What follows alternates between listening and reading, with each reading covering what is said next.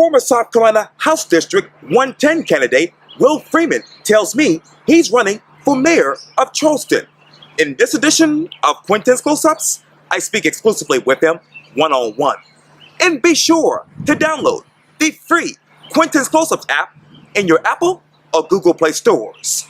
And listen to this interview Monday on iHeartRadio.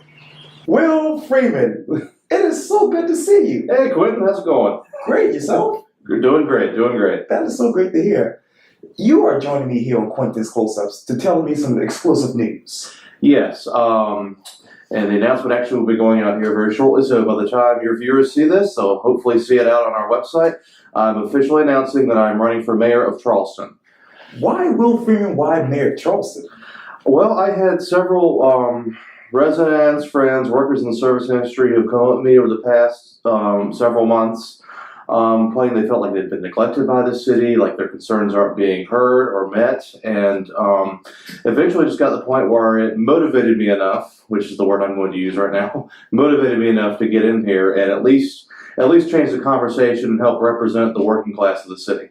Where should this conversation go next about the future of Charleston? Well, obviously, like everything else dealing with the city, flooding. We have to get the money. We have to get the monies necessary to get flood mitigation projects going, and we've had plans in the works since 1984. So this isn't this studying and everything, which seems to be what holds up the process. We've had studies since 1984. It always comes with the same solutions. We already know what to do: the pump systems, building the walls up, making sure our drainage is doing well, and stop building using fill dirt in our wetlands, because that just causes your neighbors to flood. Now, how to go about doing that and getting funding wise is where you're going to have to, get funding from all different kinds of sources: federal, state, county, and even additional revenue streams locally. For getting it from federal, state, and county, you're going to need a mayor who's going to use the bully pulpit of the office. The power and procedure comes from the office. When you make a phone call, post, and courier, they're going to tend to take a quote from you. When you're going to hold a press conference, News 2, News 5 will show up. We need to be using the office of mayor as a tool to get the money we need from the higher levels of government. Because trust me, when we start melting phone lines in Columbia and DC to get the money we need for our infrastructure concerns, specifically for flood mitigation, it will come through, and it will come down to here locally. In terms of additional revenue streams locally, I'm referring to a head tax, which was a great idea I read in the Post and Courier a few weeks back. I'm not really sure which councilman said it specifically. You can probably look it up if you'd like. But that would be an additional $8 million a year revenue stream that could come in, which we could use, for instance, to help cover the $43 million shortage in the Crosstown Drainage Project, as one example, as well as other projects like affordable housing. How much money does the city of Charleston need now for flood mitigation? Oh, goodness gracious. I think the last estimate for total to get all the projects done was about $2 billion, which is a large sum when it comes to municipality, and it's a sum that you can't put on the backs of your residents. You can't raise property taxes and stormwater fees high enough to actually get that money. We have to get it from outside sources. We have to get help from counties, and from county, state, and federal, and from revenue streams that already exist, that they already have. We just need to redirect some of that money towards flood mitigation. And obviously earlier you talked about affordable housing. What is the state of affordable housing, or better yet, how do you define that in the city of Charleston? Well, the city of Charleston, and here's how I define affordable housing, or workforce housing is the way they like to refer to it as. I define it as something where someone who's working as a bartender on King Street, or someone who's working at an entry-level job just out of college, going, like, let's say MUSC, that they can afford it and only spend no more than 25 to 30% of their income on that rent. That's the standard guideline for 25% income to rent ratio anyway. That's what I view as affordable housing. Now, how we get there and the state of affordable housing is not good. Just to be frank, it's not good. The price and cost of living in the whole city is keeps going up. And it's forcing a lot of the workforce to have to go further down the edges of the city limits and in other communities, and it's causing a problem of, one, congestion with traffic, but two, it's when they have to come down, it's also causing an additional parking issue where they can't live and work downtown at the same time. And they're being charged basically a premium to work downtown, and it's kind of hurting, especially the hospitality industry, keeping staff and getting more staff. Now, how do we get more affordable housing is we need to, make sure that we are starting to build units and promote that kind of development through HUD's housing and urban development tax credits. But also another idea would be to really get local developers more towards that end, because they're going to take a cut on what they make off of that property by doing affordable housing, especially having a high percentage of the housing they're building in that particular unit be affordable housing. Would be tax abatement, so a break on their property taxes for that property if they do it focused towards affordable housing. How many years will it have for as far as tax breaks? Yeah, that's and that. I don't have a general number with you right now. I leave that open specifically because that's a conversation that's going to have to be had with council, with city council members, and with digging into more of what can we swing, what can we afford, what are we talking about, what location. There's a lot of variables there, so I can't answer a specific number of years.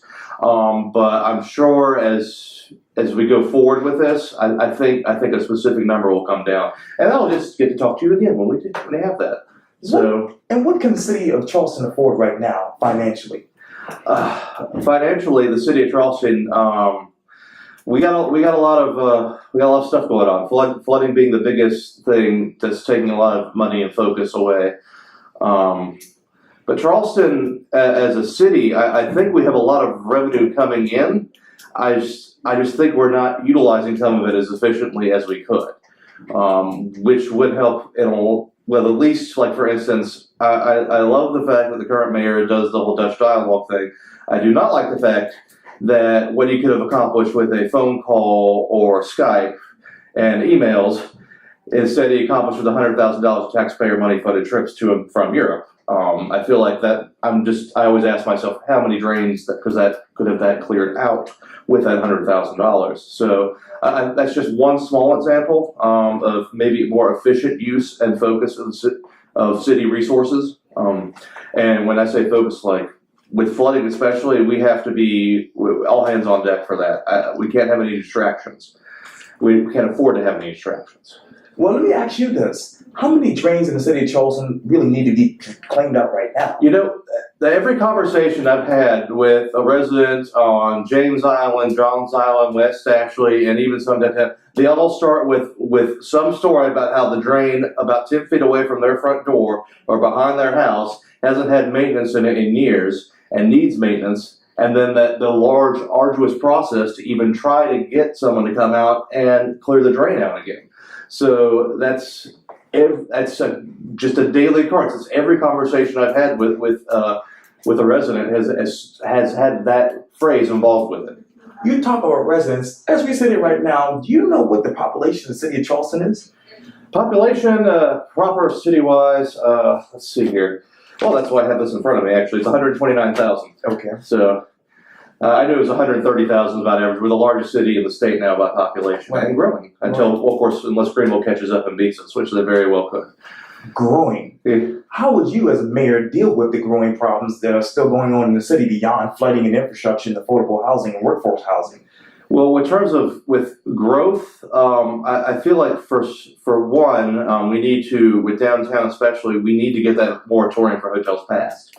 That way, so valuable real estate that's on ground that doesn't flood, or at least flood badly, can be used more towards housing to help kind of increase density. We're going to have to increase density of, when we're behind the urban growth line that was established. We're going to have to increase density, but we're also going to have to make sure that we have the public transportation to support this growing area. Part of that being making sure the bus rapid transit system is on track to get finished and hopefully expanded as quickly as possible, because unless we have some kind of public transportation system like that, congestion is not going to be solved downtown. And we have to make it, and we have to also look into how routes, what CART is doing with their express routes, park and rides. Right.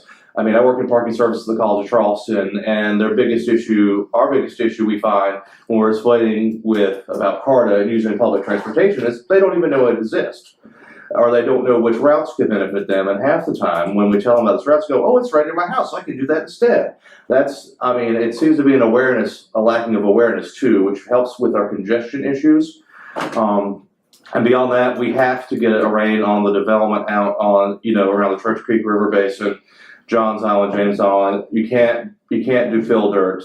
Even if they say retention ponds, the water table is so high, because we're the low country for a reason. The water table is so high, digging a retention pond deeper is not going to help the runoff go somewhere else. It's going to end up going into a neighbor's yard and into a neighborhood that didn't used to flood, now does flood because of someone coming in, building a bunch of housing units, taking their check and leaving. And that's not how things should be here in the city. Well, then, what can a potential developer do to contribute to the community that they're bringing housing and other development into? And that's where I think our earlier conversation about affordable housing comes into the question, because that is one of the biggest things they can do to help with helping the city as a whole. Because we're going to try to give them the tools and means to make it business sense for them to build more affordable housing on the one end. And also what developers could do is, help out our small businesses. We're losing some of there was a story I recently posted about the hardware store finally closing off East Bay. We're losing small businesses in the downtown area and honestly citywide, left and right, because it's just getting too expensive for them to be there. We need to make sure that we don't become just homogenized chain restaurants and stores. That's not what made Charleston beautiful. That's not what makes Charleston the #1 tourist destination. The people and their businesses and the local charm is what makes Charleston a place that everyone wants to live in. And we have to preserve that. But then that goes to my next question, quality of life. What's the one word to describe that in Charleston? One word to describe quality of life: declining right now. And it's declining especially for those who make the city work. Your workforce. The people who make medium income and less, the $55,000 or less, the people serving your drinks, saying hi to your guests in hotels, all that, all the people doing all the grunt work, those are the people who make this city work, make this city run. And their quality of life is increasingly harder and harder to live, and justify doing so here in Charleston city limits. We have to help them out, because if we don't, everything else will come to a stop. I want to ask you this particular question at the end of this particular Quintin's Close-Ups interview, but how will Will Freeman make this city work? I'll tell you how it's going to make it work, because I'm going to be passionate about advocating for all these stances I've said. And not only passionate, I'm going to put my money where my mouth is. If I get elected, I'm putting half of my salary as mayor. So that's about $97,000 towards the initiatives I'm running on. Because I think you got to be invested in what you're talking about if you're actually going to execute on it. And you have to have some public policy knowledge, use the bully pulpit of the mayor's office to get these goals accomplished, to get them through. I'm the only person actually who has formal education in public policy. I have a bachelor's of political science here at the College of Charleston. I think that insight would benefit us, especially in City Hall, and especially in terms of crafting policy and working with council and getting this moving forward. Not to mention, I'm one of the working class. I don't make a lot of money. I'm one of the people who I'm trying to help. So there's a little bit of self-interest, but also helping my fellow neighbor. And that kind of passion and drive is what's going to get this city going and get the quality of life of the working residents of the city going in the right direction. And then you talk about the city. I got to go to I-526. Is it dead or alive in your mind? Oh, Lord. I think I say it's probably alive in my mind, but it concerns me about the priorities of it being alive in my mind. And I'm not saying I'm against 526. I think it should be completed, but I think the half-penny sales tax money should definitely not be pillaged to get that done, because a lot of that needs to go towards public transportation and flood mitigation first. Especially flood mitigation, because there's no point in building a highway and having an off-ramp go into a place that's flooded. That's not going to accomplish anything. It's not going to help traffic at all. What will? Well, we already talked about that. Increasing public transportation, getting more people closer to where they work so they aren't driving from better communities. Beyond public transportation now. Well, beyond public transportation? Okay. Well, that's going to have to be the mentality there of, again, getting people closer to where they work. It's going to be utilizing trying to cut down the commute. But I mean, really beyond public transportation, you can't, there's only so many cars we can fit on these roads. We're definitely gonna need infrastructure. I know when I ran for State House, we had infrastructure rolling along, and we definitely need some help from the state and from the county for infrastructure. And that's something where you have to work because of just how many municipalities one road crosses over. That's gonna require a lot of work between us as mayors, me as a mayor of Charleston, Mayor James Island, Mount Pleasant, county government, state representatives. What about the Department of Transportation? And the Department of Transportation, that's a conversation you're gonna have to have with the state reps on that one, because a lot of reforms need to be made to the Department of Transportation to really help streamline and bring more money back home, instead of it getting locked up there and sometimes getting put into what I like to call a slush fund that ends up maybe getting used towards things that shouldn't be, or projects that aren't prioritized. And I think that's a conversation that we have to have with our state leaders and officials about, because infrastructure issue is not just a local issue, it's a statewide issue, and actually a national issue, because one of the few things that I think the president and the Democratic controlled House, I think, are going to work on is going to be an infrastructure bill. Okay. Which is why, and if we're going to have that infrastructure bill come up, then we have to make sure that us as local leaders are telling our federal leaders, hey, we need help with this situation, make sure that we get ours, basically, in the infrastructure bill. How would you work with Representative Joe Cunningham? I think we'll work great. He seems willing to listen to anyone.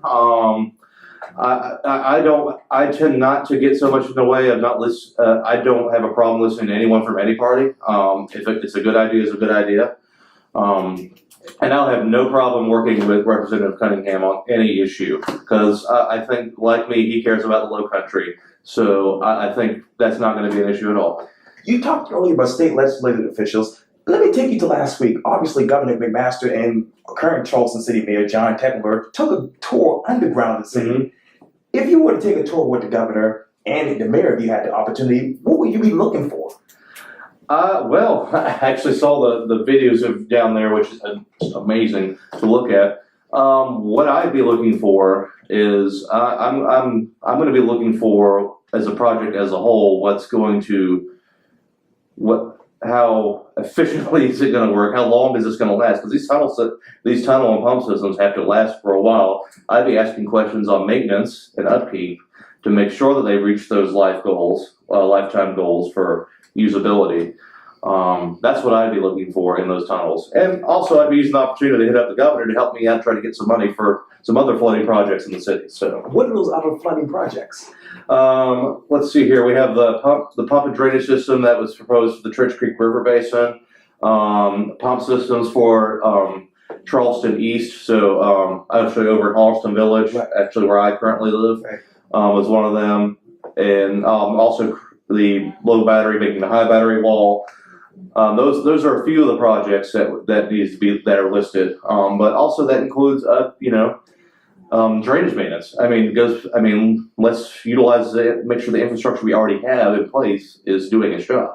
What questions do you have about the Crosstown Drainage Project? The question I have is, why did at one point we were on target and on budget, and then suddenly it went from $30 million over budget to $43 million over budget? And the second question is, why? Third question is, how are we going to get that money? And fourth question is, how we're going to keep that from happening in the future. How do you do that as mayor? Conversations like this, but making sure that you don't, one of the biggest downfalls with the Crosstown project was they had planned it to get all done in one swoop, and then we did piecemeal funding, and then never went back and looked to make sure that wouldn't adjust the cost at all. Would you consider phases? If you're budgeting, you have to pick one or the other. Either you're doing phases or you're not doing phases. Because in terms of you trying to budget and get money acquired for it, that's going to be a lot easier, especially when you're trying to get money from sources outside of the city.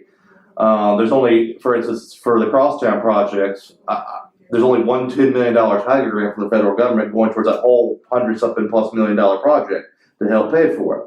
Probably, and I would think if you knew you was having to go into phases, you'd be able to perhaps ask for more grants from the federal government, so you just have more than $10 million helping to chip in for that project. Now let me get back to affordable housing that is, because I understand that you talked earlier about premium. Yeah. What is that premium? That premium? Yes, sir. You talked about it. Oh, the housing tax credits. Yes, sir. Yeah. It's essentially it's a credit that they get for building more affordable housing. We'd just be doubling up with the property tax credit to really motivate it in there, but you have to apply for it. Funds are limited, from my understanding recently on that, from the research I've done on it. Which is why I think that locally we can help out a little too with the easement, tax easements, or abatement rather, tax abatement.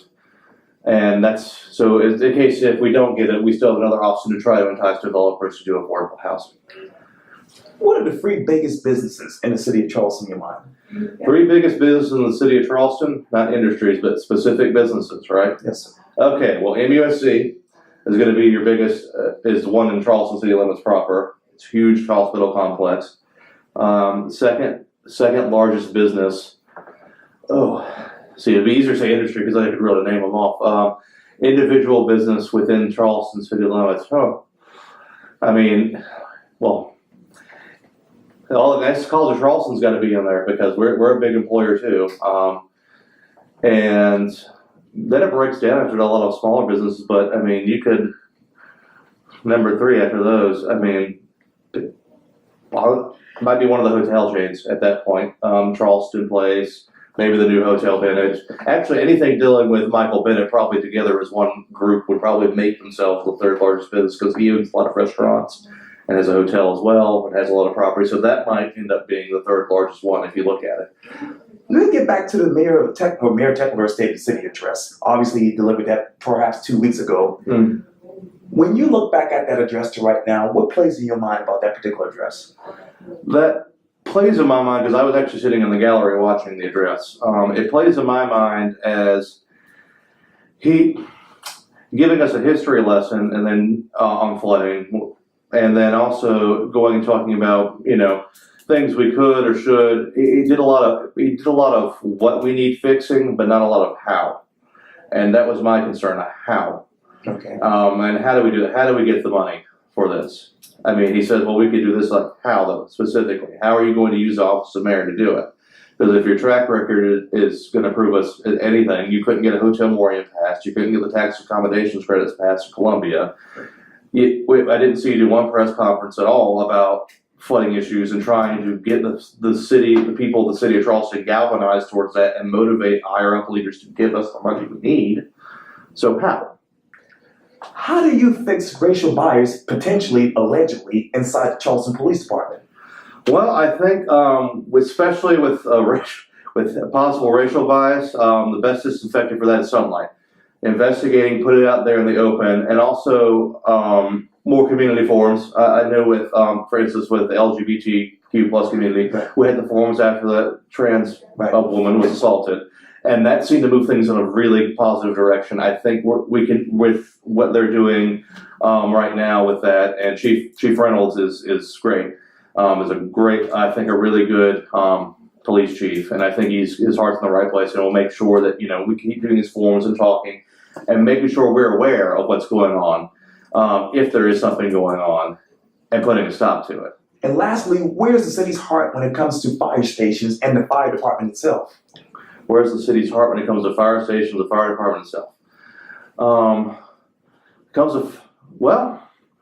I'd say that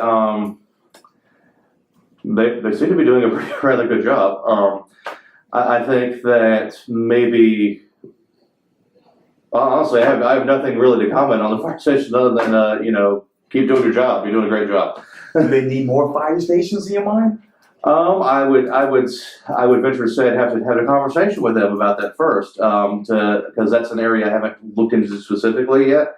And then we had to look into funding for more fire stations. I think, I'm trying to remember now, I think there might have been a concern in West Ashley about another fire station.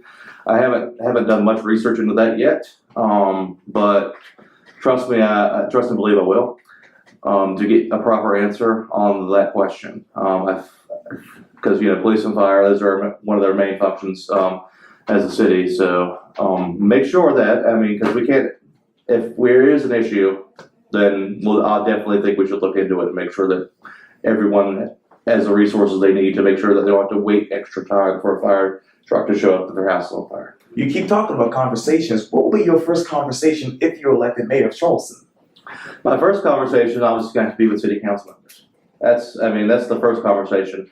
I want to see the vision that I've been laying out as mayor and how that's necessarily going to drive with city council members, because a lot of it's going to require votes in city council to get accomplished. I want to make sure that we have a dialogue there, but then I also want to make sure we have dialogues with community leaders across the whole spectrum. And also the regular citizens. You just got to make sure, I'm going to be trying to be as accessible as humanly possible. Because that way you'll get a pulse on the city in terms of leadership wise, you'll get a pulse on the city's communities and sub-communities within Charleston, and you get a pulse on the average Joe. Well, Will Freeman, the former South Carolina House District 110 candidate and businessman, thank you for your time. I really appreciate it. All right, thank you, Quintin. Thank you.